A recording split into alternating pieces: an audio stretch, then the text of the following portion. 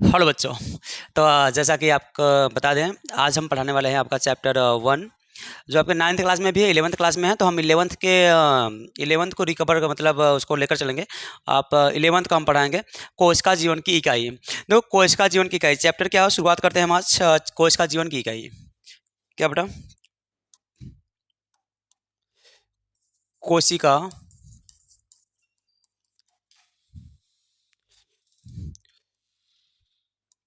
कोशिका जीवन की इकाई। कोशिका जीवन की इकाई, ठीक है बच्चों। The fundamental unit of light. ठीक।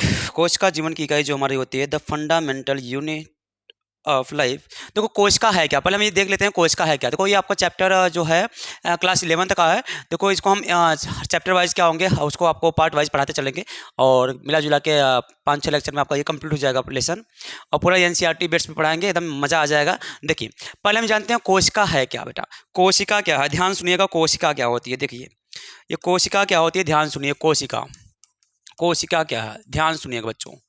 जो कोशिका होती है ना सर, देखो ये कोशिका जो होती है ना, कोशिका क्या, कोशिका जीवों की क्या है, ये जीवों की संरचनात्मक, ठीक, क्रियात्मक और आनुवंशिक, क्या बेटा, और आनुवंशिक इकाई होती है। आनुवंशिक क्या होती है, आनुवंशिक इकाई होती है।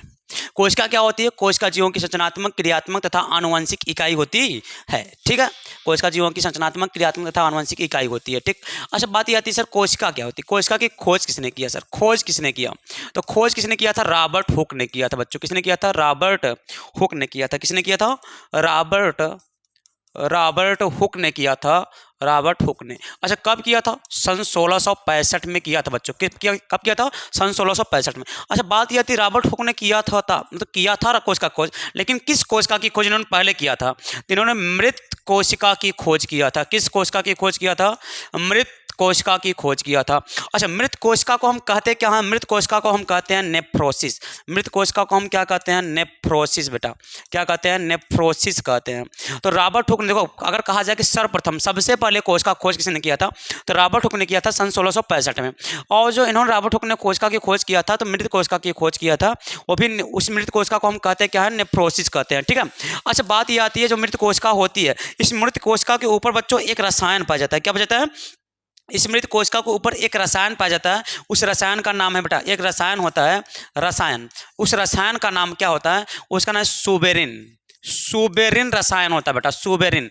ये जो सुबेरिन रसायन है ना बच्चों हमारा, ये जो सुबेरिन रसायन है, ये पानी के लिए अपारगम्य होता है। पानी के लिए क्या होता है, यानी जल के लिए क्या होता है, जल के लिए अपारगम्य होता है।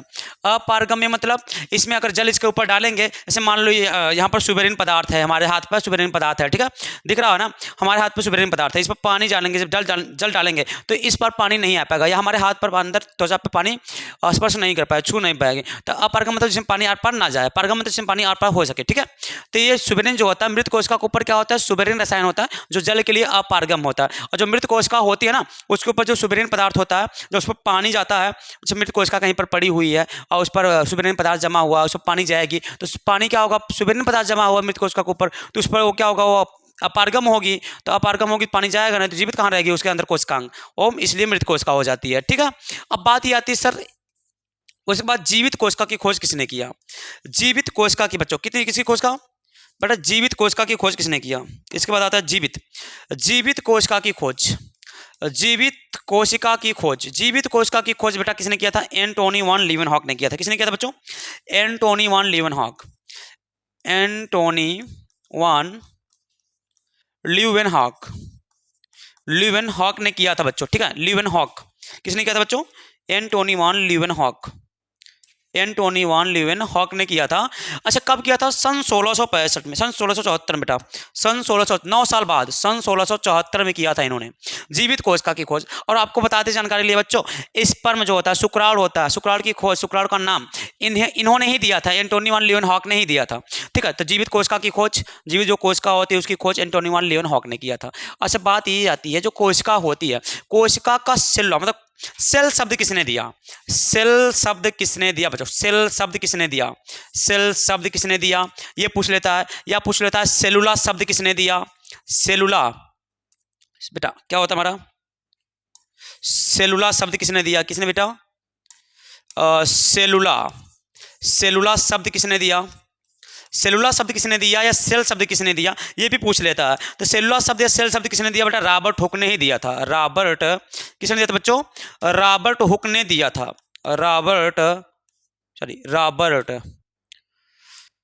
रॉबर्ट हुक ने ही दिया था सेलुला या सेल शब्द।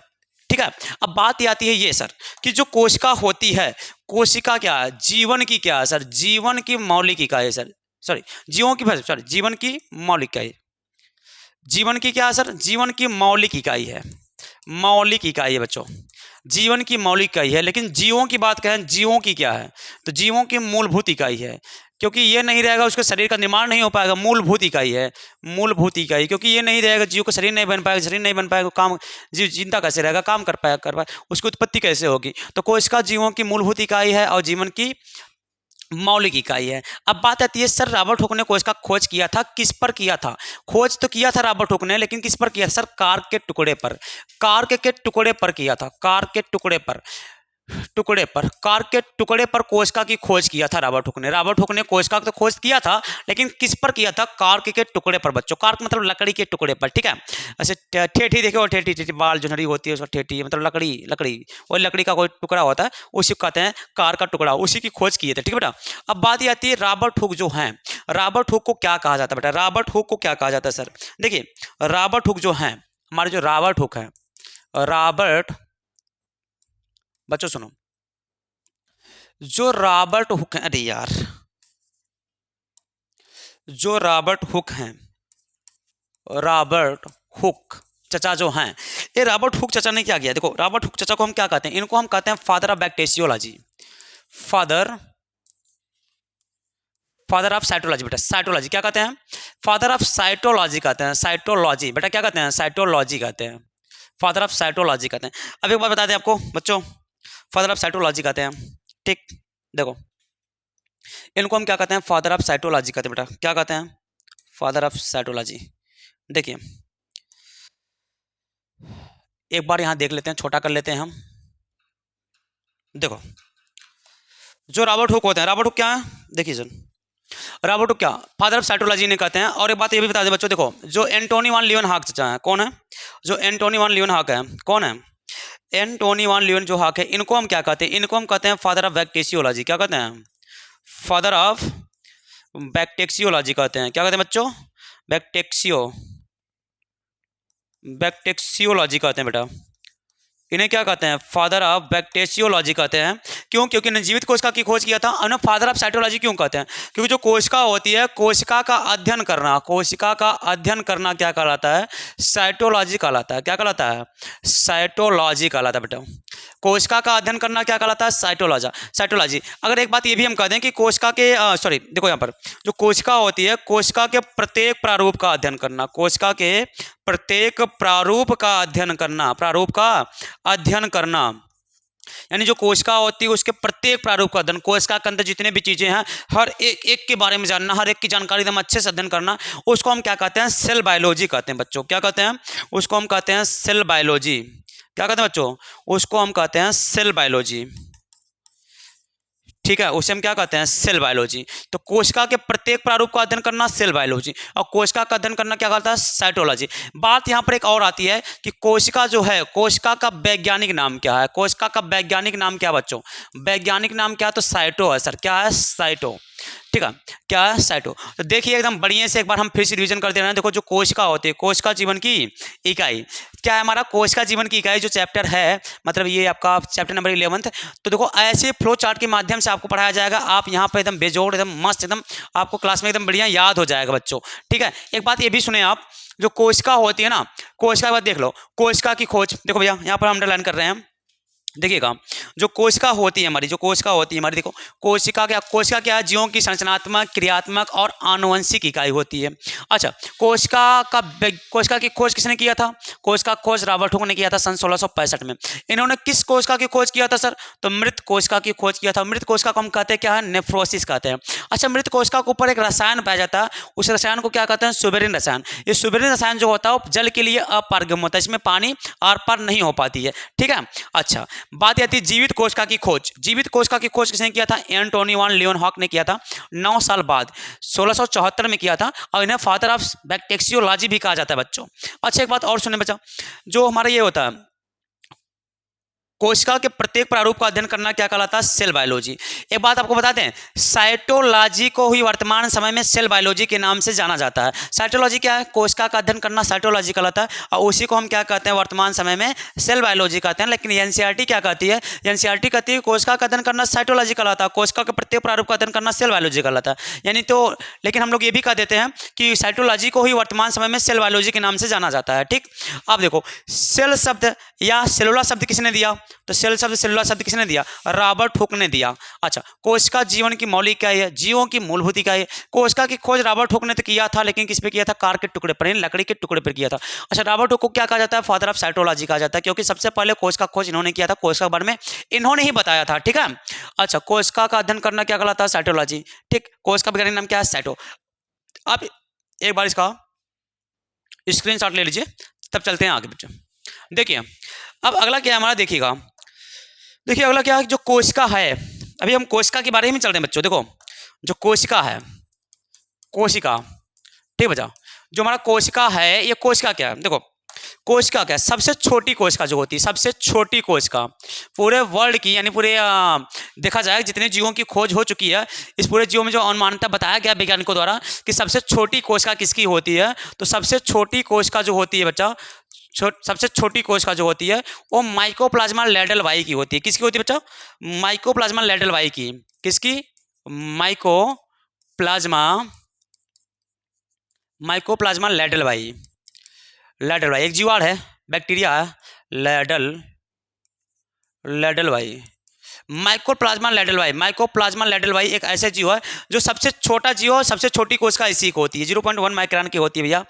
अब बात ये आती है सर इसको हम क्या और क्या कहते हैं? माइकोप्लाज्मा कहो, लेडलवाई कहो, या इसे और क्या कहो, या इसे पीपीएलओ कह सकते हो, पीपीएलओ कह दो, या एमपीएलओ कह दो, या इसे और कह सकते हो पादप जगत का जोकर, पादप जगत का जोकर, जोकर कह सकते हो। ठीक है, अच्छा बात ये आती है सर, देखो सबसे छोटी कोशिका क्या होती है सर? माइकोप्लाज्मा लेडलवाई की होती है। माइकोप्लाज्मा लेडलवाई को हम क्या कहते हैं?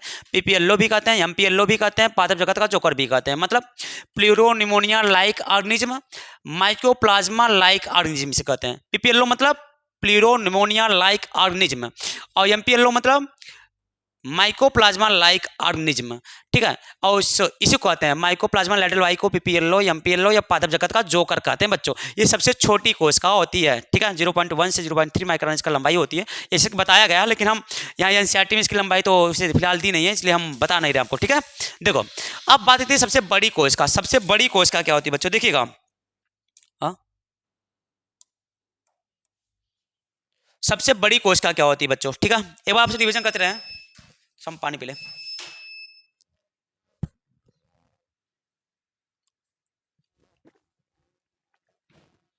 ठीक है बच्चों, रिवीजन कर लें आप। हाँ एक बार रिवीजन कर लें आप, तब से रिवीजन करते रहें इसको।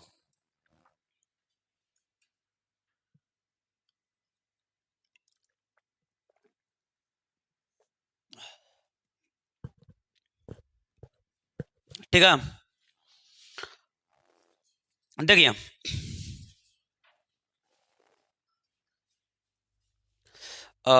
इसको आप, ठीक है, ऐसे रिवीजन कर सकते हैं आप। ठीक है, चलो ठीक है बच्चों, ये स्क्रीन शॉट ले सकते हैं आप। ऐसे बिल्कुल आप फ्लो चार्ट के माध्यम से पूरा सिलेबस पढ़ाया जाएगा बच्चों, आपके क्लास में ही आपको याद हो जाएंगे। बायोलॉजी आप एकदम बिल्कुल आसान बना देंगे। ठीक है, मोए मोए करा देंगे बच्चों। ठीक है, टेंशन नहीं लेना है। और एक बात आपको ये भी बता दें कि आपको कोई बुक नहीं पढ़ने की जरूरत है, सारे बुक का नोट्स खुद ही आपके नोट्स में आ जाएगा, सारे बुक की बातें। अगर हम कोशिका पढ़ा रहे हैं तो सारे बुक आपको पढ़ने की जरूरत नहीं है, बेटा नोट्स पढ़िए, बस नोट्स से ही आपका काम चल जाएगा बेटा। सारे इसमें ही मतलब सारे बुक्स के जो एग्जाम्पल सारे हैं, जो सारे टॉपिक हैं, बस आपके नोट्स में ही इसी में मिल जाएंगे। ठीक है, देखिए अब हम पढ़ाने वाले ये थे, हाँ कोशिका। देखो यार जो कोशिका है, कोशिका सबसे छोटी कोशिका क्या होती है? माइकोप्लाज्मा लेडलवाई होती है। लेडलवाई होती है जिसे हम क्या कहते हैं? पीपीएलओ या एमपी, सॉरी जिसे हम क्या कहते हैं बच्चों? जिसे हम क्या कहते हैं? पीपीएलओ ओ नो, जिसे हम क्या कहते हैं बच्चों, देखो जिसे हम कहते हैं पीपीएलओ एमपीएलओ या, ठीक देखो, जिसे हम पीपीएलओ एमपीएलओ या पादप जगत का जोकर कहते हैं। अब ध्यान सुनिएगा, अब सबसे बड़ी कोशिका, सबसे बड़ी कोशिका क्या होती है बच्चों, देखो सबसे बड़ी कोशिका क्या होती है, सबसे जो बड़ी कोशिका होती है वो होती है शुतुरमुर्ग का अंडा, शुतुरमुर्ग का अंडा, शुतुरमुर्ग का अंडा होता है, ऑस्ट्रिच एग होता है जिसे, ये सबसे बड़ी कोशिका होती है, ठीक है। इसका व्यास अगर देखा जाए तो बताया गया है कितना होगा, बताया गया है 135 mm से होता है, 170 mm के बीच होता है, ये बताया गया है, लेकिन इससे अनुमानता बताया गया, ठीक है। तो शुतुरमुर्ग का जो अंडा होता है सबसे बड़ी कोशिका होती है, जिससे हम लोग में पहले हम लोग जीके में पढ़े थे कि इसके एक अंडे से लगभग 6 लोग ऑमलेट आसानी से खा सकते हैं, ऐसा होता था, तो हम लोग बहुत हंसा करते थे। तो सबसे बड़ी कोशिका जो होती है शुतुरमुर्ग का अंडा होता है। अच्छा, बात ये आती है सर सबसे लंबी कोशिका क्या होती है, सबसे लंबी कोशिका, सबसे बड़ी कोशिका है बेटा, सबसे बड़ी है, सबसे बड़ी। अब यहाँ आ गया सबसे लंबी, बेटा सबसे लंबी कोशिका क्या होती है, सबसे लंबी कोशिका जो होती है वो न्यूरॉन होती है, न्यूरॉन, न्यूरॉन यानी मस्तिष्क, मस्तिष्क की कोशिका बेटा, क्या हो भैया, मस्तिष्क की कोशिका, किसकी कोशिका, मस्तिष्क की कोशिका, न्यूरॉन कहो या मस्तिष्क कोशिका कहो, ठीक है, ठीक है, ये होती है। अच्छा, बात ये आती है जो मस्तिष्क होती है, न्यूरॉन जो कोशिका होती है, जो मस्तिष्क होती है बेटा, देखो यहाँ पर हम देखो पूरा टॉपिक, देखो एक चैप्टर दूसरे चैप्टर से आप रिलेट करके पढ़ेंगे तो मज़ा ही आ जाएगा। देखिए जो न्यूरॉन होती है सबसे लंबी कोशिका होती है, बताया जाता है कि इसकी जो लंबाई होती है, बताया जाता है इसकी जो लंबाई होती है वो लगभग कितना होती है, 90 सेमी से लगभग 1 मीटर होता है, लगभग 1 मीटर के बीच, मतलब 1 मीटर होता है, ऐसी इसकी लंबाई बताई गई है। लेकिन ध्यान सुनिए, एक चैप्टर को दूसरे चैप्टर से हम रिलेट करके पढ़ेंगे तो मजा आ जाएगा। देखिए क्या दिया है, सबसे लंबी कोशिका क्या होती है, मस्तिष्क कोशिका होती है, इसे न्यूरॉन कहते हैं, जिससे हमारा मस्तिष्क बना है, ठीक है। ये न्यूरॉन जो होता है इसमें तारक काय नहीं होता है, इसमें तारक काय अनुपस्थित होता है। तारक काय क्या होता है बेटा, इसमें तारक काय अनुपस्थित होता है, अनुपस्थित होता है मतलब कि नहीं पाया जाता। और जिसमें तारक काय, तारक काय, तारक काय बेटा, तारक काय, ठीक है, तारक काय अनुपस्थित होता है और तारक काय नहीं पाया जाता है, इसीलिए इस कोशिका में क्या होता है, इस कोशिका में कोशिका विभाजन नहीं होता बेटा, कोशिका विभाजन नहीं होता है, कोशिका विभाजन नहीं होता है। और इसीलिए सिर में चोट लगने से इंसानों की मृत्यु तुरंत हो जाती है, ठीक है। कहते भैया कपड़वा वाला, अभी देखते हो तुम एक्सीडेंट हो जाए, हाथ एकदम कट जाए, पैर एकदम टूट कर निकल जाए, कोई दिक्कत नहीं, इंसान जिंदा रहता है, लेकिन जैसे कपड़वा में रच के लगता है एकदम फाट के तुरंत मर गया। अरे भैया कपड़वा में रच्चा लगा रहा, कत्ता नहीं लगा रहा भैया, और कपड़वा में रच के लगा रहा तुरंत भैया मर गया, एकदम पूरे बॉडी में अचको लगा ही नहीं रहा भैया, जैसे कपड़वा में लगा मर गया। काहे कपड़वा में लगा मर गया भैया, काहे को क्या होता है, जो न्यूरॉन होता है, हमारा मस्तिष्क कपड़वा किससे बना होता है, न्यूरॉन से बना होता है। और न्यूरॉन में क्या होते हैं, तारक का अनुपस्थित होते हैं, और तारक का अनुपस्थित होते हैं तो इसमें कोशिका विभाजन कौन करवाएगा, नई कोशिकाएं कौन बनवाएगा, तो नई कोशिका तो बन पाएंगे नहीं जो कोशिका नष्ट हो गई है, इसीलिए इंसानों की मृत्यु तुरंत हो जाती है सिर में चोट लगने से, ठीक है। अब बात ये आती है सर मानव में, अब क्या आती है, बात ये आती है मानव में। देखो बच्चों, मानव में सबसे बड़ी कोशिका क्या है, देखिए मानव में सबसे बड़ी कोशिका क्या होती है, मानव में सबसे छोटी कोशिका क्या, हम बात किसी कर रहे हैं मानव की, मानव मतलब इंसान की, ठीक है। मानव दो होते हैं, एक नर आता है यानी कि लड़का, पुरुष जिसे हम कहते हैं लड़का या पुरुष, और एक आता है मादा यानी कि लड़की, यानी कि लड़की या स्त्री या कह सकते हो महिला, ठीक है, महिला, ठीक है। देखो जिसको ना समझ आए एकदम बढ़िया समझ आ जाएगा, एकदम बढ़िया समझ आ जाएगा, ध्यान शुरू। तो मानव दो लोग होते हैं, नर और मादा। जो नर होते हैं, नर में क्या होता है, शुक्राणु होती है, क्या होती है, शुक्राणु। नर में सबसे छोटी कोशिका अगर कही जाए, लड़कों में यानी पुरुषों में सबसे छोटी कोशिका, सबसे छोटी कोशिका अगर कही जाए, सबसे छोटी कोशिका, सबसे छोटी कोशिका जो होती है नर में वो क्या होती है, शुक्राणु होती है ठीक है, शुक्राणु होती है जो कि लड़कों में पाई जाती है। और मादा मतलब नर में सबसे, मानव में जो होता है, मानव में सबसे बड़ी कोशिका जो होती है, सबसे बड़ी कोशिका, सबसे बड़ी कोशिका जो होती है मानव में, उसको हम क्या कहते हैं बेटा, उसको वो महिलाओं होती है, उसको कहते हैं अंडाणु, क्या कहते हैं, अंडाणु। और अंडाणु जो व्यास बताया गया 0.1 मिमी बताया जाता है व्यास, इसका जो व्यास ऐसा दिया गया है कि इसका व्यास 0.1 मिमी बताया जाता है, ठीक है। और शुक्राणु जो होता है बेटा, शुक्राणु जो होता है, तो मानव में सबसे बड़ी कोशिका जो होती है वो अंडाणु होती है जो कि मादा लड़कियों में पाया जाता है। मानव में सबसे छोटी कोशिका जो होती है शुक्राणु होती है जो कि लड़कों में पाया जाता है, ठीक है।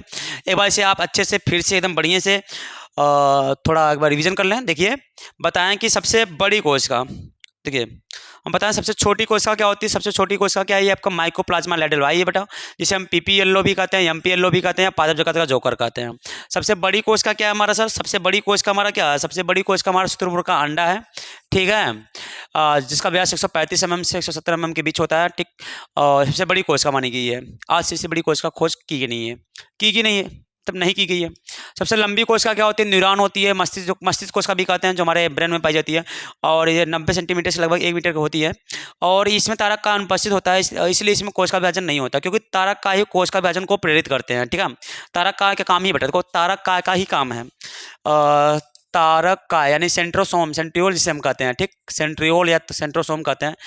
तारक का ही काम होता है कोशिका विभाजन को प्रेरित करना बेटा, कोशिका विभाजन को प्रेरित करना, ठीक है।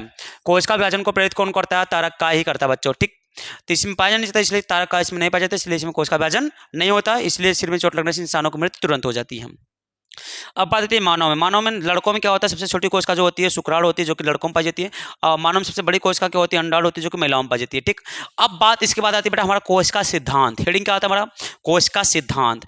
बिल्कुल देखो कोशिका सिद्धांत, देखिए बेटा कोशिका सिद्धांत, ध्यान सुनिएगा, कोशिका सिद्धांत, कोशिका सिद्धांत बेटा सेल थ्योरी कहते हैं, क्या कहते हैं बेटा, सेल थ्योरी, ठीक है। एक बार आप स्क्रीन शॉट इसे ले लीजिए, पहले एक बार स्क्रीन शॉट ले लीजिए बच्चों, इसका स्क्रीन शॉट एक बार ले लीजिए आप। हम देखिए इधर एक बार इधर कर दे रहे हैं, 1 मिनट बच्चों,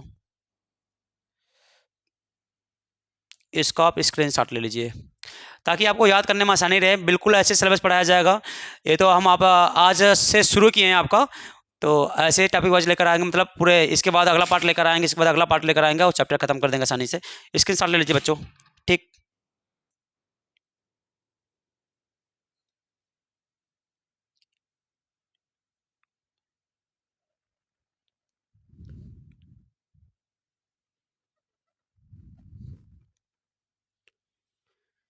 हो गया, चले आगे। देखिए अब बात ये आती है सर, देखो सेल थ्योरी मतलब कोशिका सिद्धांत, क्या था सर, कोशिका सिद्धांत, कोशिका सिद्धांत बच्चों, कोशिका सिद्धांत, सेल थ्योरी, सेल थ्योरी, ठीक है। देखो जो कोशिका सिद्धांत है, पहले हम आपको बता दें कोशिका सिद्धांत 2 लोगों ने दिया था, एक स्लाइडन और स्वान ने मिलकर दिया था, और एक ब्रिचो ने अकेले ही दिया था, रुडोल्फ ब्रिचो जिसे हम कहते हैं। तो अभी तक जो मान्य किया गया है रुडोल्फ ब्रिचो का माना जाता है। तो दोनों कोशिका सिद्धांत आज हम कवर कर देंगे, और आपका एकदम बढ़िया से, मतलब एकदम एकदम अपने भाषा में, अपने लैंग्वेज में, ताकि आप लोग को समझ आ जाए। देखो किताब की तरह, देखो किताबी कीड़ा बनना बिल्कुल अलग होता है, हम एकदम अपने भाषा में बताएंगे एकदम अच्छे से ज़बरदस्त। और एक बार ये कोशिका सिद्धांत पढ़ लिए तो हमें लगता है कभी नहीं भूलेंगे आप, और मज़ा आ जाएगा पढ़ने में कोशिका सिद्धांत। देखो कोशिका सिद्धांत क्या था, कोशिका सिद्धांत दिया किसने था बच्चों, कोशिका सिद्धांत दिया किसने था, तो कोशिका सिद्धांत दिया था स्लाइडेन, स्लाइडेन ने दिया था और स्वान ने दिया था, इन दोनों ने दिया था। अब बात, इन्होंने 1800 क्या दिया था, 38 में दिया था, इन्होंने 1839 में दिया था, ठीक है। तो इन्होंने 1838 में दिया था, वैसे दिया गया डेट, लेकिन एनसीईआरटी में डेट तो दिया नहीं गया, तो इसलिए हम डेट यहाँ पर, तो क्या आपका सन जो है नहीं दिया, सन नहीं लिख रहे हैं, लेकिन बता दे रहे हैं 1838 में इन्होंने दिया था, 1839 में इन्होंने दिया था, ठीक है। तो स्लाइडेन और स्वान, इनका पूरा नाम जो है, इनका पूरा नाम है मैथियस स्लाइडेन, मैथियस स्लाइडेन, और इनका नाम है थियोडोर स्वान।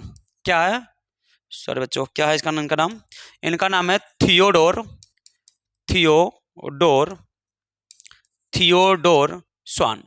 तो देखो यही 2 लोगों ने, इन्होंने 2 लोगों ने क्या किया था, इन्हीं 2 लोगों ने, यही 2 लोगों ने क्या दिया था, कोशिका सिद्धांत। सबसे पहले अगर बात यह क्वेश्चन आ जाए कि सर्वप्रथम कोशिका सिद्धांत किसने दिया था, तो स्लाइडेन स्वान। जैसे कभी कभी पूछता ना सर्वप्रथम कोशिका खोज किसने किया था, तो रॉबर्ट हुक ने किया था, लेकिन कोशिका खोज देखो उसके बाद और किए थे, कौन किए थे, एंटोनी वैन लीeuwenhoek ने किया था। लेकिन अगर ये पूछ लो कोशिका खोज किसने किया था, तो ऑप्शन में अगर ये हो जाए कि रॉबर्ट हुक और एंटोनी वैन लीeuwenhoek, तो दोनों एक ही ऑप्शन में आ जाए तो दोनों लगा देना है, क्योंकि कोशिका की यही तो नहीं पूछा है कोशिका की खोज सबसे पहले किसने किया था, तो कोशिका खोज सबसे पहले रॉबर्ट हुक ने किया था, उसके बाद एंटोनी वैन लीeuwenhoek ने भी किया था। ऐसे सबसे पहले कोशिका सिद्धांत किसने दिया, स्लाइडेन और स्वान ने, उसके बाद किसने दिया था, ब्रिचो ने दिया था। तो दोनों कोशिका सिद्धांत आज हम कवर करने वाले हैं बच्चों। देखिए तो सर्वप्रथम कोशिका सिद्धांत किसने दिया, सर्वप्रथम सर्वप्रथम कोश का सिद्धांत किसने दिया? स्लाइडन और स्वान ने, मैथियस स्लाइडन और स्वान ने। पहले इनके बारे में थोड़ा जान लेते हैं, तब बताएं कि अपने कोश का सिद्धांत में दिया क्या था बेटा। देखिए मैथियस स्लाइडन जो थे, इन्होंने क्या दिया था? इन्होंने अपने कोश का सिद्धांत में ये बताया, ये कहाँ के थे? ये जर्मनी के थे बेटा। ये कहाँ के थे? जर्मनी के थे। ये जर्मनी थे। और कौन वैज्ञानिक थे? ये वनस्पति वैज्ञानिक थे। वनस्पति बेटा थोड़ा रुको, ये जर्मनी थे और वनस्पति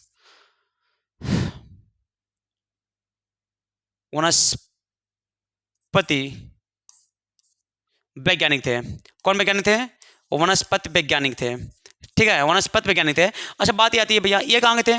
ये कहाँ के थे? तो ये ब्रिटिश के थे, मैंने ब्रिटेन थे, ब्रिटिश के थे बेटा, ब्रिटिश के थे, ब्रिटिश के थे, यानी ब्रिटेन कह सकते हो, ब्रिटेन के थे।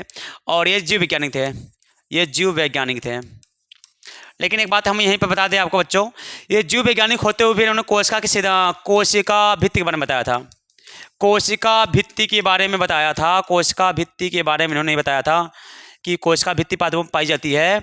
ये जीव वैज्ञानिक होते हुए भी इन्होंने क्या दिया था? पादप के बारे में बताया था। ये बातें तुम यहीं पर याद कर लो, इसलिए हम इसको यहीं पर बता दिए हैं। ठीक है, स्लाइडन और स्वान ने कोशिका सिद्धांत दिए थे। ये जर्मनी थे, ये वनस्पति वैज्ञानिक थे, ये क्या ब्रिटिश के थे, ब्रिटेन के थे, और जीव वैज्ञानिक थे। ये जीव वैज्ञानिक थे, लेकिन उन्होंने पादपों के बारे में एक बात बताई थी, कोशिका भित्ति के बारे में, कि कोशिका झिल्ली के बाहर कोशिका भित्ति भी होती है। इसके बाहर मतलब इन्होंने कोशिका भित्ति के बारे में वर्णन किया था, बताया था, जीव वैज्ञानिक होते हुए भी। ठीक है, अब बात ये आती है सर, सर्वप्रथम कोशिका सिद्धांत किसने दिया बच्चों? सर्वप्रथम कोश का सिद्धांत किसने दिया? सर्वप्रथम कोश का सिद्धांत सर स्लाइडन और स्वान ने दिया। किसने दिया बच्चों? स्लाइडन और स्वान ने दिया। किसने दिया? सर्वप्रथम कोश का सिद्धांत किसने दिया? तो स्लाइडन और स्वान ने दिया। किसने दिया?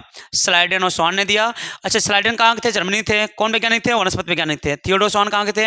ये ब्रिटिश के थे और जीव वैज्ञानिक थे। और जीव वैज्ञानिक होते हुए भी इन्होंने पादप के कोश का भित्ति के बारे में बताया था। ये बातें ध्यान देना, कभी कभी बच्चे कंफ्यूजन हो जाते हैं कि कोश का भित्ति के बारे में वर्णन किसने किया था, कोश का बारे में भित्ति के बारे में किसने बताया था, तो सोचते हैं कोश का भित्ति मतलब पादपों में पाई जाती है, जंतु में पाई नहीं जाती है। अब पादप वैज्ञानिक कौन है? ये है स्लाइडन, इसलिए स्लाइडन टिक लगा के चले आते हैं। तो ये बात ध्यान देना है, इसलिए हम यहाँ पर आपको बता दिए हैं कि जीव वैज्ञानिक ये हैं, लेकिन इन्होंने क्या कोश का भित्ति के बारे में बताया था। अब बात ये आती है सर, कोश का सिद्धांत हम जान गए किसने दिया था? सर्वप्रथम किसने दिया था? मैथियस स्लाइडन और थियोडोर स्वान ने दिया था। इनके बारे में भी जान गए कौन वैज्ञानिक है, कहाँ के हैं। अब बात ये आती है सर, इन्होंने अपने कोश का सिद्धांत में बताया क्या? सर इन्होंने अपने कोश का सिद्धांत में बताया क्या? ध्यान सुनो, इन्होंने अपने कोश का सिद्धांत में पहली बातें बताई। देखो हम बताते चलेंगे आपको, फिर आपको लिख देंगे। इन्होंने पहले अपने कोशिका तंत्र में ये बताई कि जो कोशिका होती है, इन्होंने बताया कि जो कोशिका होती है सर, कोशिका सबसे छोटी न्यूनतम इकाई होती है। कोशिका सबसे छोटी न्यूनतम इकाई होती है, न्यूनतम इकाई होती है। ठीक है, और इसको हम जीवित कह सकते हैं। और कोशिका जिसे जीवित कहा जा सकता है, जिसे जीवित कहा जा सकता है, इन्होंने बताया। पहली बात क्या बताया उन्होंने? पहली बात उन्होंने बताया कि कोशिका जो होती है वो जीवों की क्या होती है? जीवों की सबसे छोटी और न्यूनतम इकाई होती है, जिसे हम जीवित कह सकते हैं, जीवित कहा जा सकता है। ठीक है, क्योंकि इन्होंने न्यूनतम इकाई क्यों कहा? क्योंकि कोशिका से ही क्या होते हैं? ऊतक बनते हैं, ऊतक से ऊतक तंत्र, ऊतक तंत्र से ऊतक अंग, अंग से अंग तंत्र, अंग तंत्र से शरीर बनते हैं। तो उन्होंने बताया कि कोशिका से ही पूरे शरीर का निर्माण होता है, क्योंकि वही आगे मिलकर ऊतक बनाते हैं, ऊतक से अंग, अंग से अंग तंत्र, अंग तंत्र से शरीर बनता है हमारा। तो उन्होंने बताया कोशिका जो होती है जीवों की क्या होती है? सबसे छोटी न्यूनतम इकाई होती है, जिसे हम जीवित कहा जा सकता है।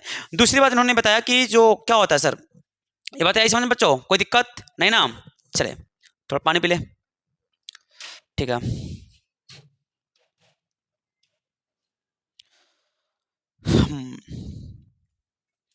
तो इन्होंने बताया कि क्या, देखो बेटा इन्होंने क्या बताया, देखो इन्होंने बताया ये दूसरी बात कि जो जीव होते हैं, सभी जीव, जो भी जीव होते हैं, पूरे जितने भी जीव हम ब्रह्मांड में जितने भी जीव हैं, सभी जीव किससे मिलकर बने होते हैं? सभी जीव कोशिकाओं से ही मिलकर बने होते हैं।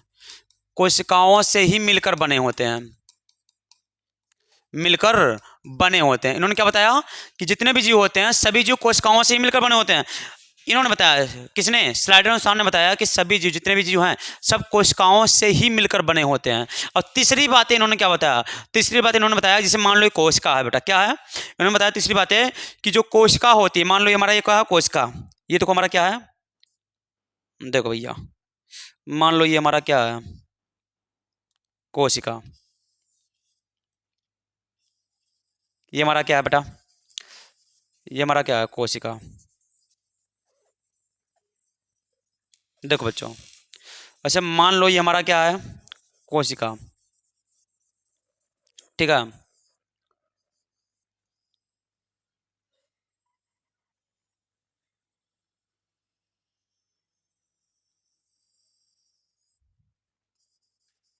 ठीक है, ये देखो मान लो हमारा ये क्या है, कोशिका, ठीक है। अब उन्होंने बताया कि जो कोशिका होती है, देखो इन्होंने बताया क्या होती है, जो कोशिका होती है, कोशिका के बाहर, कोशिका के बाहर, इन्होंने क्या बताया कि कोशिका के बाहर, कोशिका के बाहर एक, सॉरी बेटा, इन्होंने बताया कि जो कोशिका होती है, कोशिका के बाहर एक पतली सी झिल्ली होती है, एक पतली सी झिल्ली होती है। देखो दिखाई दे रहा है बेटा, दिखाई दे रहा है कि नहीं दे रहा है?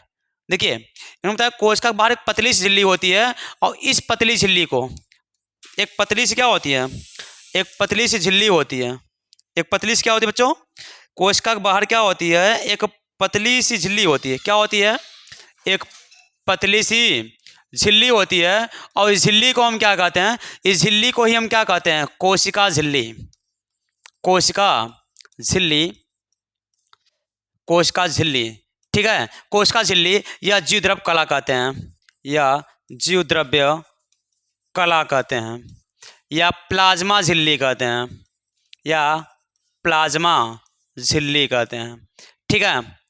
या इसे और कहते हैं वर्णात्मक पारगम झिल्ली, या इसे क्या कहते हैं बच्चों, या इसे क्या कहते हैं, वर्णात्मक पारगम्य झिल्ली, इसका नाम एक और है, या इसे और आप कह सकते हो चयनात्मक पारगम्य झिल्ली, ठीक है।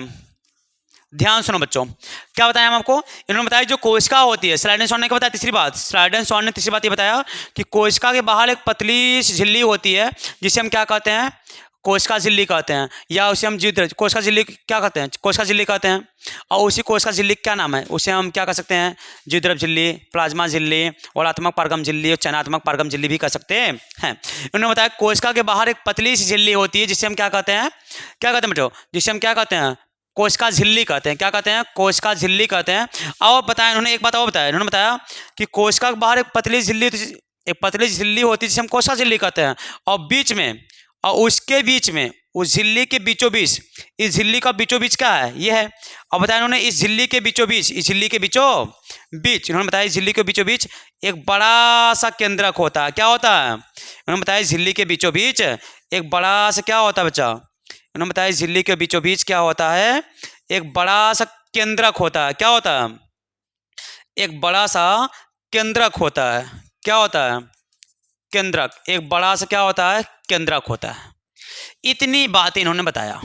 अब इसके बाद तीसरी बात ये बताया, देखो पहली बात क्या बताया कि कोशिका सबसे, जीवों की सबसे छोटी न्यूनतम इकाई होती है, ठीक है, जिसे जीवित कहा जा सकता है।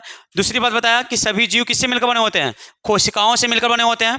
तीसरी बात इन्होंने बताया कि कोशिका जो होती है, कोशिका के बाहर एक पतली सी झिल्ली होती है जिसे कोशिका झिल्ली कहते हैं, और इसके बीच में एक बड़ा सा केंद्रक होता है, समझ आया।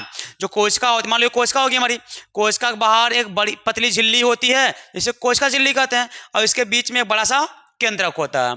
अब देखो बेटा चौथी बात इन्होंने क्या कहा, चौथी बात इन्होंने क्या कहा, देखो अब समझ आ रहा है, कोशिका, कोशिका सिद्धांत समझ आ रहा है। देखो अपने भाषा में बता रहे हैं हम आपको, हम बिल्कुल आपको तुम्हारे अपने भाषा में बता रहे हैं ताकि तुम लोग समझ सको अच्छे से, और ऐसे लिखो कि क्या ही मजा आ जाएगा, गजब।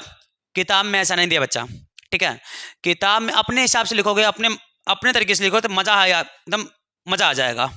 देखो क्या बताया इन्होंने, चौथी बात इन्होंने बताया कि जो सभी कोशिकाएं होती हैं, सभी कोशिकाएं, सभी कोशिकाएं चाहे जो कोशिकाएं हो, इन्होंने बताया सभी कोशिकाएं, इन्होंने क्या बताया बेटा, सभी कोशिकाएं,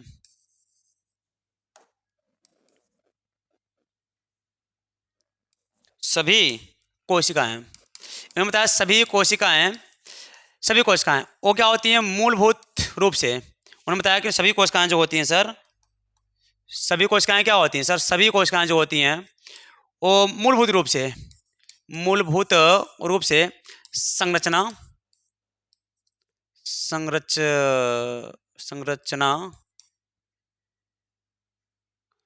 और रासायनिक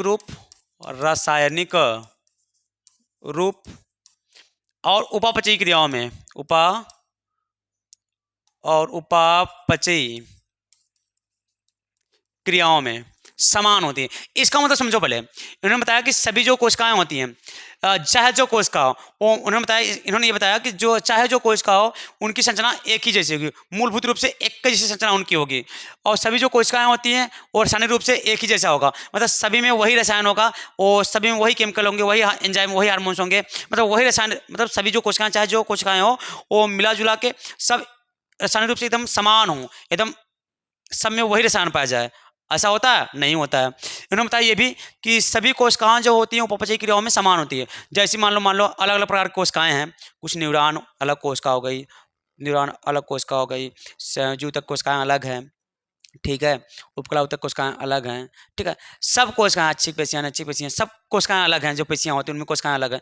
इन्होंने बताया कि जो कोशिकाएं होती हैं उपापचयी क्रियाओं में भी समान होती है। जैसे मान लो एक कोशिका हो गई, वो जैसे वो कार्य करेगी, जैसे उसमें उपापचयी क्रियाएं होंगी, वैसे जितने भी कोशिकाएं होंगी, जितने प्रकार की कोशिकाएं हैं, हाँ भाई खोजिए, जितने प्रकार की कोशिकाएं होती हैं सब में वही उपापचयी क्रियाएं होती हैं। इन्होंने ये बताया, जितनी भी प्रकार की कोशिकाएं हैं वो सभी प्रकार की कोशिकाओं में जो उपापचयी क्रियाएं होती हैं एक समान होती हैं।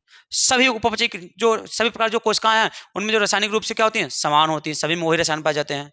इन्होंने ये भी बताया कि सभी जो कोशिकाएं होती हैं वो संरचनात्मक रूप से समान होती है। क्या ऐसा संभव है कि सभी कोशिकाएं एक जैसा संरचना रहे, सभी कोशिकाओं में एक जैसे रसायन पाया जाए, सभी कोशिकाओं में एक ही जैसा क्या उपापचयी क्रियाएं हो? ऐसा होता है बच्चों? नहीं होता। देखो इसीलिए बिरचो का सिद्धांत आया था, बिरचो ने क्या दिया था, कोश का सिद्धांत दिया था। चलो, और दूसरा बात इन्होंने, चौथा लास्ट बात बताया उन्होंने कि एक जीव द्वारा किया गया कार्य, एक जीव द्वारा किया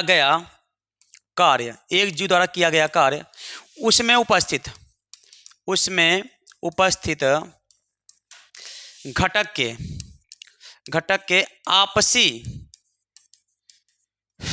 आपसी तालमेल के द्वारा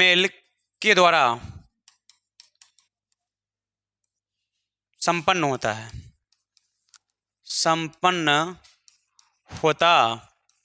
इन्होंने बताया, इसका मतलब समझिए, ये लास्ट पॉइंट बताया इन्होंने, एक जीव द्वारा किया गया कार्य उसमें उपस्थित घटक के आपसी तालमेल के द्वारा संपन्न होता है। इसका मतलब देखो, इन्होंने बताया जैसे कि देखो एक इंजन, देखो इंजन जो जनरेटर होता है, इंजन, उसमें कितने पार्ट लगे होते हैं, इतने पार्ट मिलकर एक इंजन तैयार करते हैं, तब जाकर एक काम संपन्न करता है इंजन क्या करता है, जो इसमें इतने पार्ट लगे हैं वो पार्ट किस लिए लगे हैं कि वो पार्ट लगकर मिलकर क्या कर रहे हैं, केवल एक काम कर रहे हैं, इंजन चल रहा है, लाइन क्या उसमें बिजली उत्पन्न हो रही है, क्या बल्ब जल रहे हैं, शादी भी हम देखते हो बिजली लाइट आती है और जनरेटर आता है, आइसर आता है, उसमें क्या इतने पार्ट लगे होते हैं, इतने सारे पार्ट, तार, ये सब दीपक सब लगे होते हैं।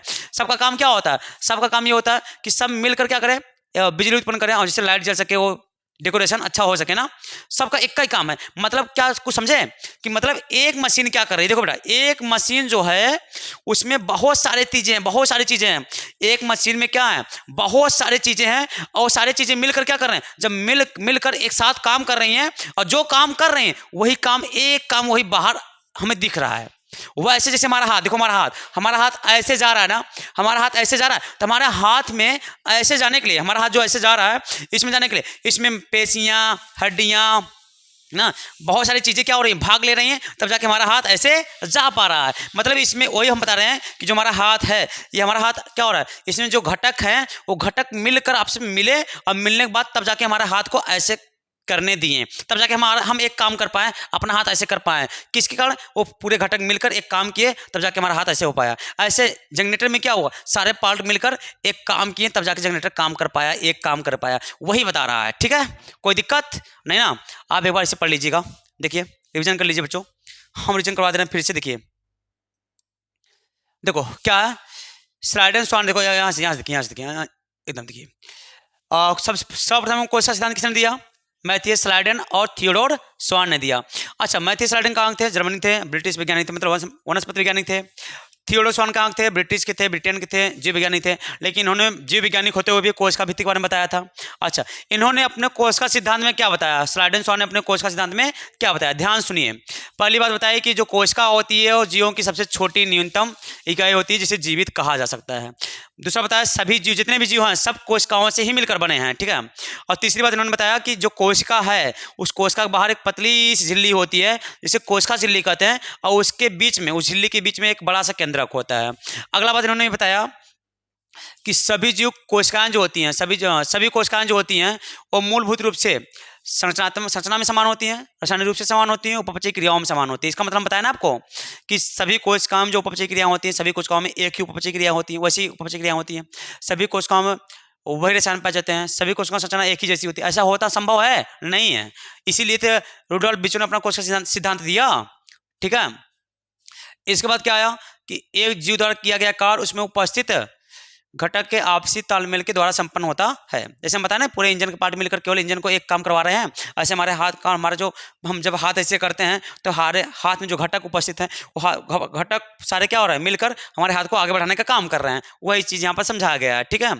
अच्छा, इन्होंने कुछ चीज़ों के बारे में नहीं बता पाया था बच्चों, अपवाद है, और वही अपवाद दूर किए कौन? रुडोल्फ बिर्चो ने, और लेकर आया अपनी कोशिका सिद्धांत, आधुनिक कोशिका सिद्धांत, यानी वंशावली कोशिका सिद्धांत, और उन्होंने दूर किया, और वही कोशिका सिद्धांत सर्वमान्य है, अभी तक चल रहा है।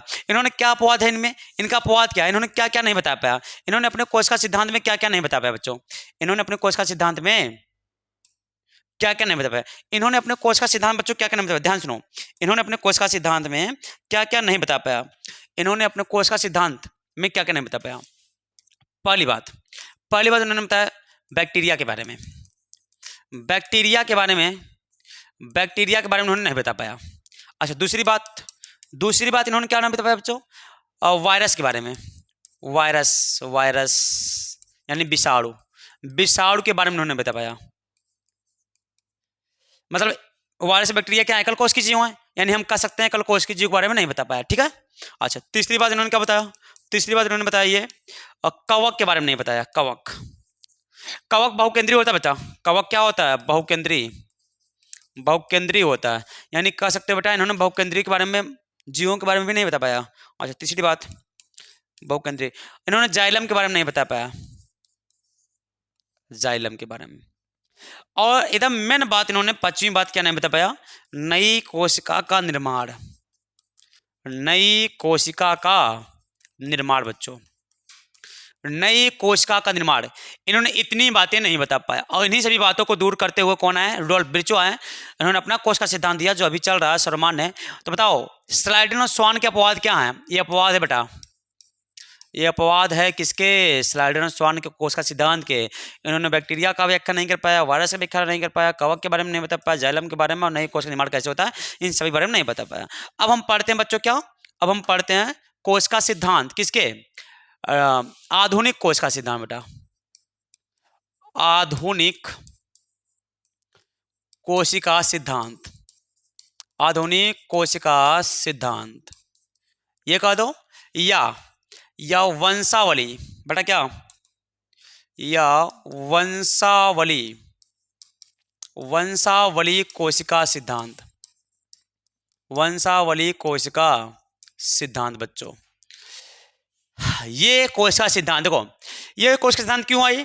ये कोशिका सिद्धांत किसने दिया था? रुडोल्फ बिर्चो ने दिया था। किसने दिया बच्चों? और रुडोल्फ बिर्चो ने दिया था। अच्छा, ये कोशिका सिद्धांत रुडोल्फ बिर्चो ने दिया था। क्यों दिया था? क्योंकि स्लाइडेन स्वान कोशिका सिद्धांत में कुछ अपवाद थे जिसको उन्होंने दूर किया, और ये अभी तक आया। आधुनिक मतलब जो अभी चल रहा हमारा कोशिका सिद्धांत, वही। तो इसे हम आधुनिक कोशिका सिद्धांत कहते हैं, वंशावली कोशिका सिद्धांत। ये किसने दिया? रुडोल्फ बिर्चो ने दिया बच्चों, ठीक है। चलो एक बार इसे आप रिवीजन कर लें, तब फिर यह स्क्रीनशॉट ले लीजिए, तब हम आगे चलें, ठीक है। ले लें बच्चों।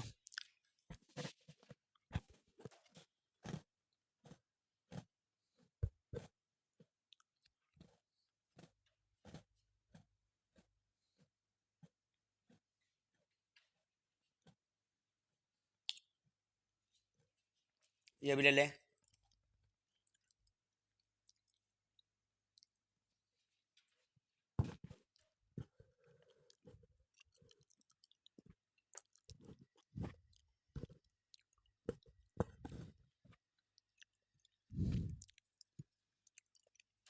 ठीक है, चले अब बस ये टॉपिक पढ़ाने पर छोड़ते हैं बच्चों आपको, ठीक है।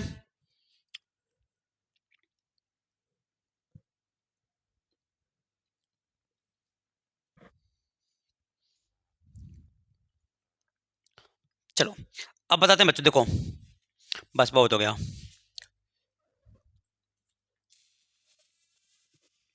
देखो भैया, नहीं तो आधुनिक कोश का सिद्धांत या वंशावली कोश का सिद्धांत किसने दिया? रुडोल्फ बिचो ने दिया। इन्होंने क्या बताया आपने, देखो इन्होंने अपने कोश का सिद्धांत में क्या बताया, इसी बात इन्होंने अपने कोश का सिद्धांत में ये बताया, पहला पॉइंट देखिए, इन्होंने अपने कोश का सिद्धांत में पहला पॉइंट ये बताया, ध्यान सुनिए बच्चों, देखिए इन्होंने क्या बताया, इन्होंने अपने कोश का सिद्धांत में पहली बात ये बताई कि जो नई कोशिका का निर्माण और नई कोशिका का निर्माण, नई कोशिका का निर्माण कैसे होता है, इन्होंने बताया जो पूर्व उपस्थित कोशिकाएं हैं, पूर्व उपस्थित कोशिकाएं, उपस्थित कोशिकाएं, पूर्व उपस्थित जो कोशिकाएं हैं उनमें विभाजन जो होता है, विभाजन से होता है। पूर्व उपस्थित कोशिका मतलब नई कोशिका निर्माण कब होता है? पूर्व मतलब पहले, उपस्थित मतलब हैं कोशिकाओं से, यानी जो पहले कोशिकाएं जो हैं, यानी हम ऐसे भी कह सकते हैं कि नई कोशिका निर्माण पुरानी कोशिका में विभाजन से होता है, पुरानी कोशिका में विभाजन से होता है, ठीक है। ऐसे भी कह सकते हो कि नई कोशिका निर्माण पुरानी कोशिकाओं में विभाजन से होता है, या नई कोशिका निर्माण पूर्व उपस्थित कोशिकाओं में विभाजन से होता है। इन्होंने पहली बात ये बताई अपने कोशिका सिद्धांत में। और दूसरी बात इन्होंने बताई, ये बहुत अच्छा बात बताई कि एक कोशिका से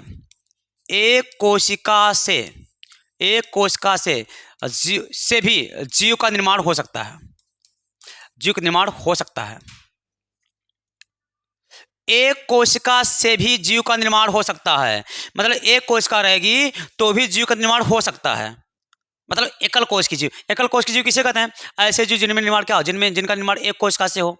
और वायरस बैक्टीरिया जो होते हैं एकल कोश की जीव, जीवाणु विषाणु क्या है, एकल कोश की जीव हैं, तो इनका निर्माण एक कोशिका से होता है। देखो बता दिए ना अपवाद, उनका अपवाद एक क्लियर कर दिए, देखो दो अपवाद क्लियर कर दिए। पहला उनका क्या अपवाद था, देखो यहाँ पर इनका अपवाद एक ये था कि नए कोश का निर्माण कैसे होता है, तो इन्होंने बताया क्या बताया, इन्होंने बताया, देखो इन्होंने क्या बताया, इन्होंने बताया कि नई कोश का निर्माण पुरानी कोशिकाओं में विभाजन से होता है।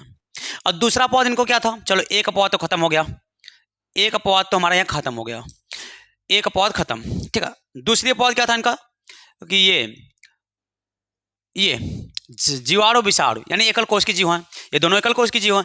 इनका देखो इनका कैसे बताया, इन्होंने बताया कि एक कोशिका से भी जीव का निर्माण हो सकता है, एक कोशिका से भी जीव का निर्माण, एक कोशिका से भी जीव का निर्माण हो सकता है। मतलब सर जी एक कोशिका अगर रहेगी तो भी जीव के शरीर का निर्माण हो सकता है, जीव बन सकते हैं, एक जीव नया जीव बन सकता है, एक कोशिका रहेगी तो भी नया जीव बन सकता है, मतलब एकल कोश की जीव। एक अरे भैया बताओ, तुम्हें बताओ, एक कोशिका से जिनका निर्माण होता है उसे एकल कोश की जीव कहते हैं। एकल कोश की जीव मतलब जीवाणु विषाणु, मतलब दूसरा इनका अपवाद खत्म।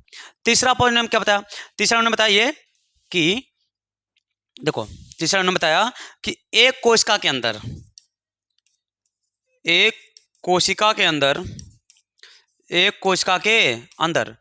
एक से अधिक केंद्रक हो सकते हैं, एक से अधिक केंद्रक हो सकते हैं, एक से अधिक केंद्रक हो सकते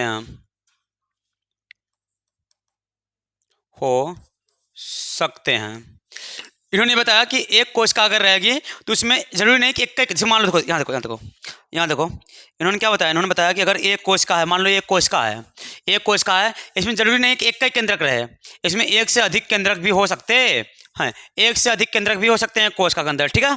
और लास्ट बात इन्होंने ये बताया, ध्यान सुनिए बच्चों, लास्ट बात इन्होंने क्या बताया, लास्ट बात इन्होंने ये बताया कि यहाँ देखो थोड़ा सा हम ऊपर कर लेते हैं, लास्ट बात इन्होंने ये बताया कि देखो चौथा बात कि देखो इन्होंने बताया कि कोशिका झिल्ली के बाहर एक और झिल्ली होती है जिसे हम कोशिका भित्ति कहते हैं, जैसे ये देखो यहाँ पर देखो हम आपको समझा दे रहे हैं, ये देखो, जैसे ए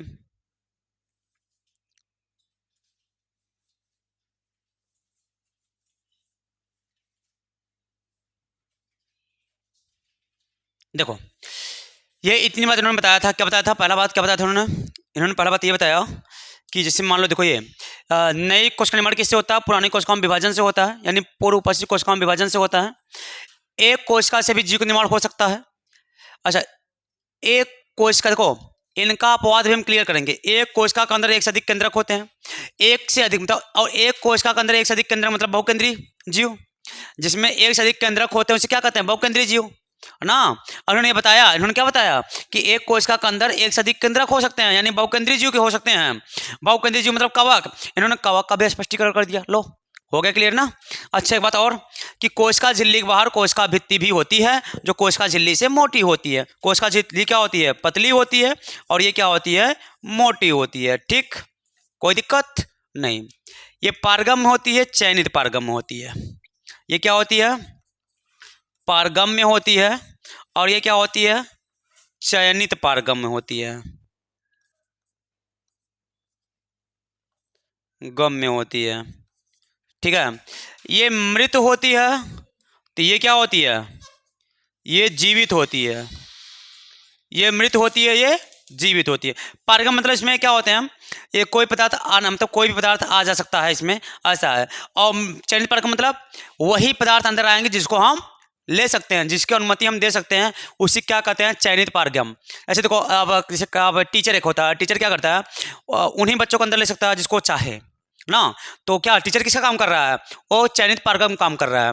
और इसे मान लो टीचर नहीं है, तो उस समय दरवाजा किसका काम कर रहा है? चयनित पारगम का। और टीचर नहीं है, बच्चा चाहे जो आया चाहे जो जाए, इसलिए पारगम का काम कर रहा है। तो चयनित पारगम मतलब जिसको हम चाहें उसको अंदर ले सकते हैं, जो हमारे लिए, और जिस अपने आप जो आया जाए उसे हम क्या कहते हैं? पारगम में। ठीक है, तो ये क्लियर है एकदम बढ़िया से, जबरदस्त। पहले पॉइंट में ये क्लियर हो गया कि नई कोशिका निर्माण कैसे होता है पुरानी कोशिकाओं में विभाजन से। दूसरे पॉइंट में ये बचा है कि एकल कोश की जीव, बहुकोश की जीव, यानी जीवाणु विषाणु का स्पष्टीकरण हो गया। तीसरे पॉइंट में कवक यानी बहुकेंद्रीय जीवों का स्पष्टीकरण हो गया। और चौथे पॉइंट में कोशिका झिल्ली के बाहर एक और झिल्ली होती है, जिसे देखो यहाँ पर हम समझा दे रहे हैं। देखिए, देखिए बच्चों, यहाँ पर मान लो ये तुम्हारी क्या हो गई? कोशिका हो गई। क्या हो गई? ये आपकी कोशिका हो गई। कोशिका के बाहर एक पतली सी झिल्ली हो गई, इसे क्या कहेंगे? ये आपकी कोशिका है, ये आपकी कोशिका है। इसके बाद ये क्या है? कोशिका झिल्ली है। ये क्या है? कोशिका झिल्ली है। ठीक है, कोशिका झिल्ली है। अब इसके बाहर एक और झिल्ली होती है, इसके बाहर एक और झिल्ली होती है मोटी सी, इसके बाहर एक और झिल्ली होती है। ठीक है, ये देखो। अब इसको हम क्या कहते हैं? इसको हम कहते हैं, इसको हम कहते हैं कोशिका भित्ति। इसको हम कहते हैं कोशिका भित्ति। ठीक है, कोई दिक्कत नहीं ना। तो इन्होंने कोशिका झिल्ली, एक पॉइंट बताया, कोशिका झिल्ली बाहर कोशिका भित्ति होती है। ठीक, कोई दिक्कत? स्क्रीनशॉट ले लीजिए। चलते हैं आगे। अगला पॉइंट क्या है? ध्यान सुनिएगा। अगला पॉइंट क्या है? देखो, अगला पॉइंट, अगला हेडिंग ये है हमारा कि संख्या के आधार पर जीवों का वर्गीकरण। सॉरी यार, देखो अगला पॉइंट क्या है हमारा? अगला पॉइंट हमारा ये है कि संख्या के आधार पर, संख्या के आधार पर जीवों का वर्गीकरण, जीवों का वर्गीकरण। ठीक है, संख्या के आधार पर क्या बेटा? जीवों का वर्गीकरण, जीवों का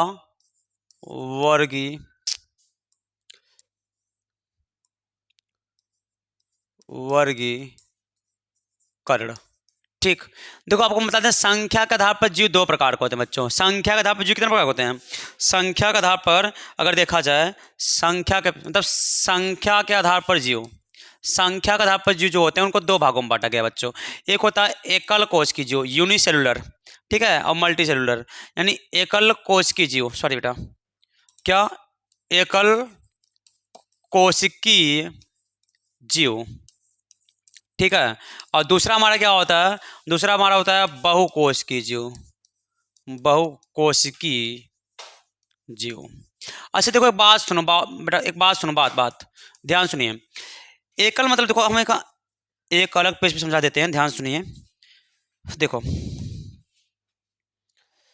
एकल कोशिकी जीव क्या है? एकल कोशिकी जीव, एकल कोशिकी जीव क्या है? ध्यान सुनिए। एकल मतलब होता है एक। देखो बच्चा, एकल मतलब क्या होता है? एकल मतलब एक, कोशिकी मतलब कोशिका, ठीक है। यानी ऐसे जीव जिनका निर्माण केवल एक ही कोशिका से होता है, ऐसे जीव जिनका निर्माण केवल एक ही कोशिका से होता है, उसे हम क्या कहते हैं? एकल कोशिकीय जीव कहते हैं। और इनमें कार्य विभाजन नहीं होता है, कार्य का अलगाव नहीं होता, कार्य विभाजन नहीं होता। विभाजन मतलब कार्य का अलगाव नहीं होता, अलगाव अलगाव नहीं होता बेटा, ठीक है। जैसे देखो हम लोग में क्या है, हाथ का अलग ही काम है, हाथ अलग ढंग से काम कर रहा है। मस्तिष्क जो काम करता है वो हाथ काम कर सकता है, जो हाथ काम कर रहा है वो मस्तिष्क काम कर सकता है, जो पैर काम कर रहा है वो हाथ काम कर सकता है, जो पेट काम कर रहा है वो पीठ काम कर सकता है, जो हृदय काम कर रहा है फेफड़ा काम कर रहा है नहीं। सब हम लोग में क्या है? कार्य विभाजन है। हम लोग में क्या है? कार्य विभाजन है। लेकिन इन लोगों में कार्य विभाजन नहीं होता, एकल कोशिकीय जीव में कार्य विभाजन नहीं होता, कार्य का अलगाव नहीं होता। तो ऐसे जीव जिनका निर्माण केवल एक कोशिका से होता है उसे एकल कोशिकीय जीव कहते हैं, और इनमें कार्य विभाजन नहीं होता बच्चों, कार्य विभाजन नहीं होता है, ठीक। कोई दिक्कत? अब आओ पढ़ते हैं बहुकोशिकीय जीव। क्या पढ़ते हैं? बहुकोशिकीय जीव। देखो बहुकोशिकीय जीव क्या है, ये भी अच्छे से आ जाए। बहुकोशिकीय जीव, बहुकोशिकीय जीव क्या है हमारा? ये भैया बहुकोशिकीय जीव, बहुकोशिकीय जीव। देखो बेटा बहुकोशिकीय जीव क्या है हमारा, ध्यान सुनिएगा। बहुकोशिकीय जीव मतलब क्या होता है? बहुकोशिकीय जीव मतलब ये होता है, बहु मतलब अनेक, बहु मतलब बहुत, बहुत कहो चाहे अनेक कहो, कोशिकी मतलब कोशिका, कोशिकी मतलब कोशिका, बहु मतलब अनेक, कोशिकी मतलब कोशिका।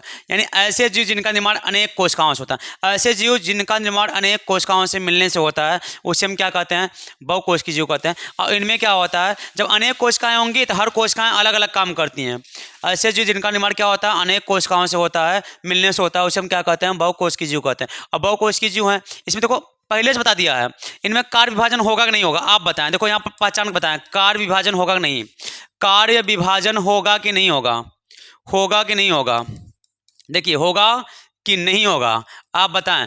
देखो इसमें क्या है? अनेक कोशिकाएं, अनेक कोशिकाएं मतलब अनेक प्रकार की कोशिकाएं। जब अनेक प्रकार की कोशिकाएं हैं तो हर एक प्रकार की कोशिकाएं अलग अलग अपना काम करती हैं, इसलिए क्या होगा यहाँ पर?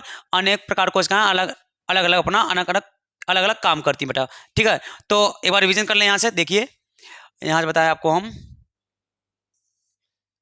ये देखो, ये देखो संख्या के आधार पर जीवों का वर्गीकरण। संख्या के आधार पर जीव दो प्रकार के होते हैं, एकल कोशिकीय जीव, बहुकोशिकीय जीव। तो ठीक है, एकल कोशिकीय जीव किसे कहते हैं? ध्यान सुनिएगा। ऐसे जीव जिनका निर्माण क्या हो, केवल एक कोश, एकल मतलब एक, कोशिकीय मतलब कोशिका। तो ऐसे जीव जिनका निर्माण केवल एक कोशिका से होता है उसे क्या कहते हैं? एकल कोशिकीय जीव कहते हैं। और इनमें कार्य विभाजन नहीं होता, कार्य विभाजन मतलब कार्य का अलगाव नहीं होता है, सारा शरीर एक का ही काम करेगा। लेकिन हम लोग में कार्य अलगाव होता है, हाथ अलग काम करता है, हृदय अलग काम कर रहा है, फेफड़ा अलग काम कर रहा है, पेट अलग काम कर रहा है, मस्तिष्क अलग काम कर रहा है, सब में अलग अलग काम है ना, अलग अलगाव है, कार्य विभाजन है, ठीक है। अच्छा अगला है बहुकोशिकीय जीव। बहुकोशिकीय जीव मतलब क्या है? बहुकोशिकीय जीव मतलब बहु मतलब अनेक और कोशिकीय मतलब कोशिका। ऐसे जीव जिनका निर्माण अनेक प्रकार की कोशिकाओं से होता है उसे बहुकोशिकीय जीव कहते हैं, और इनमें कार्य विभाजन होता है, तो हम लोग बहुकोशिकीय जीव में आते हैं, ठीक है। बहुकोशिकीय जीव जैसे लिख सकते हो यार, मानो मानो लिख सकते हो, CR लिख सकते हो, CR।